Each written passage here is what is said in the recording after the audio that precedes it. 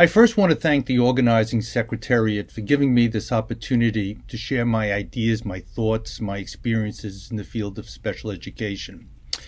Perhaps Desmond Tutu said it best when he said, "Differences are not intended to separate, to alienate. We are different precisely in order to realize our need of one another. We inhabit a universe that is characterized by diversity." Supporters of inclusion express a commitment to educate all students to the maximum extent appropriate in the school and the classroom and in the community.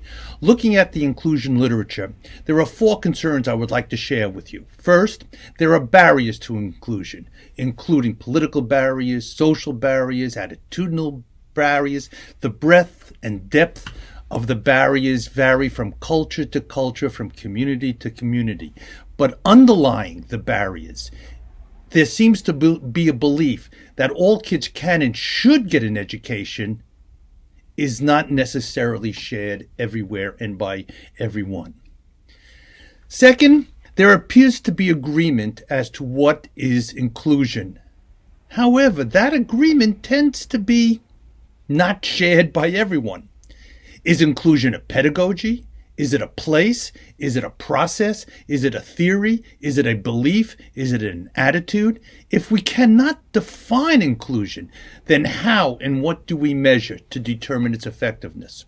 Third, if inclusion is not about inventing something new, but rather about improving the existing system, then we need to look at all aspects of the system, including teacher education, principal education, parent integration, class size, funding models.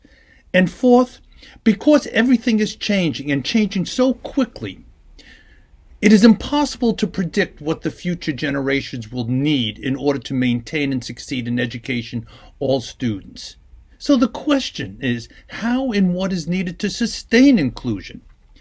If inclusion is not valued in the culture, the community, in the professions, and within the family, then education for all is diminished, and unconsciously, the message being transmitted to the future through our children may be that education for all is not important. I look forward to continuing the discussion at the conference. Thank you.